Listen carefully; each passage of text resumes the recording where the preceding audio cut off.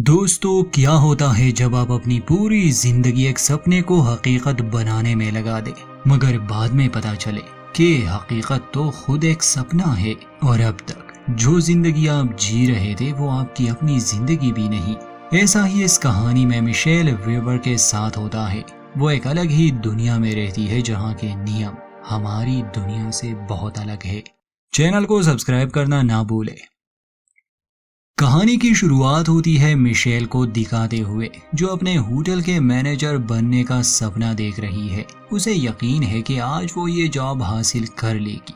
उसकी मुलाकात अपने बॉस रिजी से होती है। रिजी प्रमोशन देने में हिचकिचा रहा था, मगर मिशेल स्मार्ट थी। कहती है कि उसने सालों से यहाँ काम किया है, उससे बेहतर कोई इस होटल को नहीं समझ सकता, इसलिए सिर्फ वो ही सौदे के लायक है।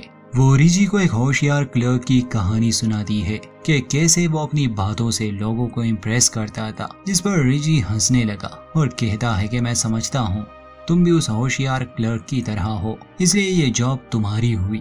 वो उसे मैनेजर का पेन देता है और कहता है कि तुमने अपने लिए सही जिंदगी चुनी है। मिशेल के लिए ये बहुत खुशी की बात थी। कई साल से उसने यहाँ काम किया। स्टाफ उसे मुबारकबाद देता है। सभी खुश है कि वो उनकी नई बॉस है और आज से ही वो अपना काम संभालने लगती है।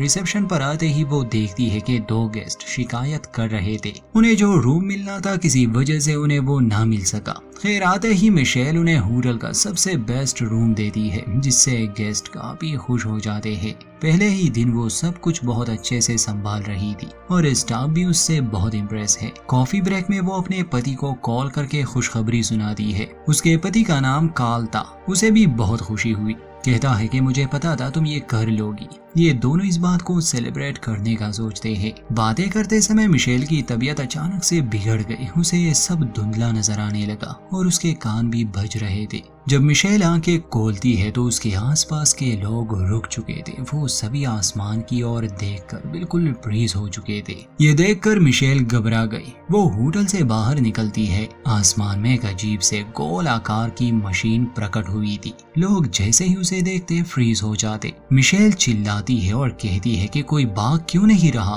क्या हमें भागना नहीं चाहिए? आखिर यहाँ हो क्या रहा है? तभी एक औरत मिशेल के पास आती है और पूछती है कि डाउन टाइम कितने समय तक रहेगा। मिशेल को समझ नहीं आता वो किस बारे में बात कर रही है और फिर अचानक वो भी उस गोले को घूरते हुए फ्रीज हो गई। ऐसा लग रहा था जैसे उसकी आत्मा उसके शरीर को छोड़ देती है। ये देखकर मिशेल के रोंगटे खड़े हो जाते हैं। वो फौरन अपने घर की तरफ भागती है। फिर हमें नैरेटर दिखाया जाता है, जो इस अजीब सी दुनिया के बारे में हमें समझाने की कोशिश करता है। वो कहता है कि मिशेल ने अपनी जिंदगी में सालों की मेहनत की है ताकि वो यहाँ पहुँच सके, लेकिन अब उसकी दुनिया बदलने वाली है। वो जिस दुनिया को जानती थी वो पूरा सच नहीं था। घर आते समय मिशेल को एक पुलिस वाला मिला।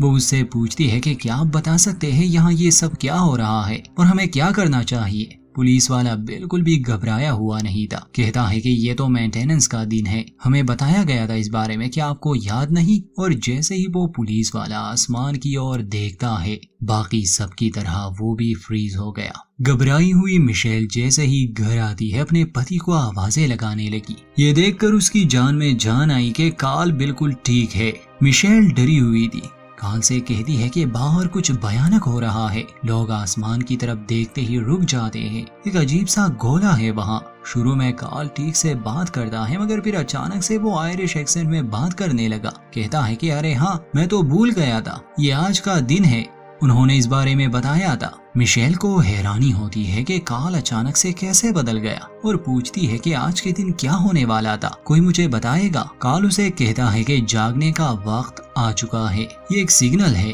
कार्ल कहता है कि अब वो ये नाटक बंद कर सकती है, जाने का समय आ गया। मिशेल पूछती है कि मुझे कुछ समझ नहीं आ रहा, तुम क्या कह रहे हो, हमें कहाँ जाना है? कार्ल खुद को डैनी बताता है तो मिशेल कहती है कि तुम मेरे पति हो कार्ल। डैनी कहता है कि तुम मजाक कर रही हो ना, तुम तो खुद लोवेल हो, चलो जाने का समय आ चुका है। मिशेल उसके पीछे भागती है। वो बहुत ज्यादा डरी हुई थी। डैनी देखता है कि मिशेल को सच में कुछ याद नहीं, इसलिए वो कहता है कि तुम फिक्र मत करो, वो तुम्हारी मदद के लिए किसी न किसी को भेज देंगे। फिर जैसे ही वो घोले को देखता है वो भी स्टैच्यू बन जाता है बाकी सब की तरह, मानो जैसे वो अंदर से खोखला हो गया हो।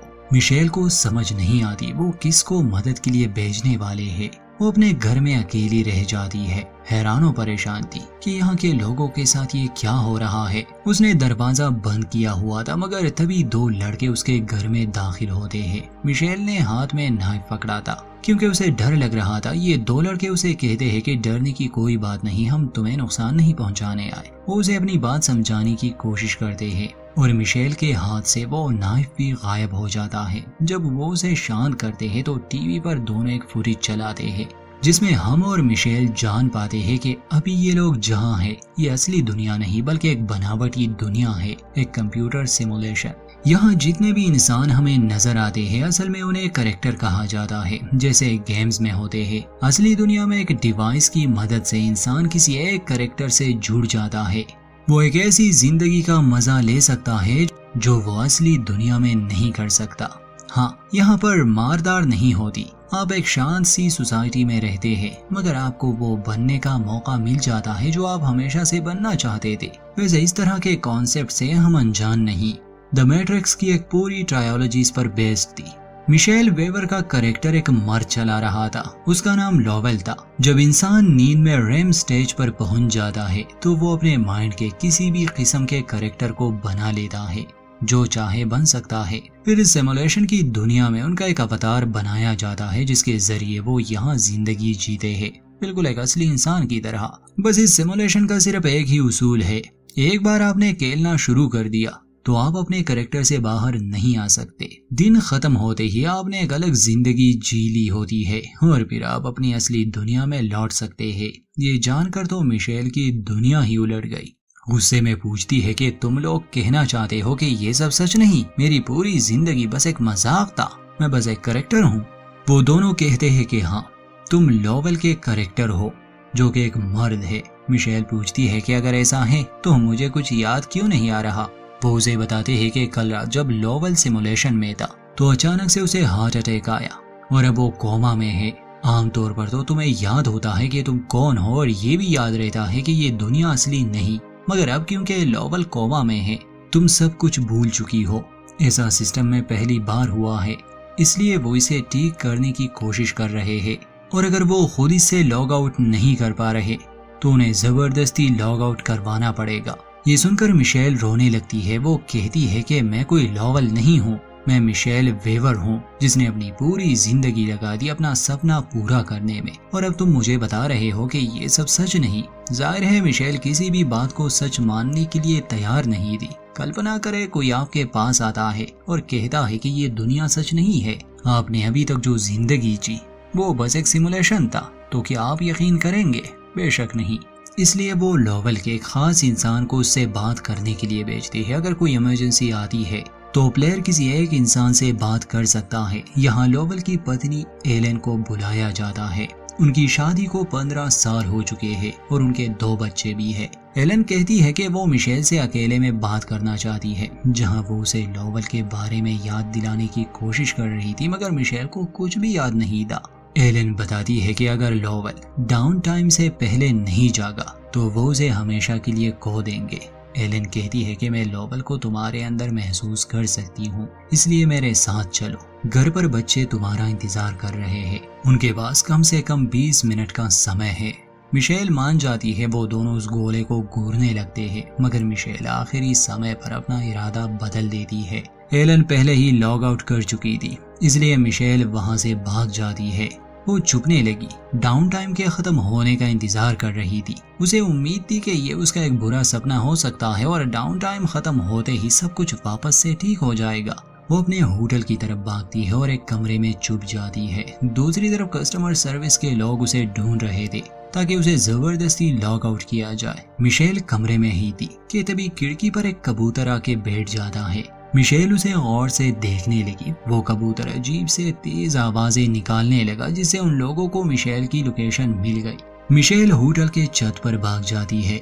जहां उसकी मुलाकात कस्टमर सर्विस मैनेजर टॉम से हुई। वो सिस्टम में खराबी के लिए मिशेल से माफी मांगता है। वो बताता है कि सिमुलेशन में छोटी मोटी खराबी तो वो हर रोज ठीक करते हैं, मगर उसके साथ जो हुआ काफी बुरा है। टॉम कहता है कि अगर वो चाहे तो इसी दुनिया में रह सकती है अपनी पहचान के साथ। तब मिशेल कहती है कि वो वापस जाना चाहती है अगर ये सब सच है तो। टॉम बताता है कि अब ये मुमकिन नहीं, लॉवल का लाइफ सपोर्ट हटा दिया गया है।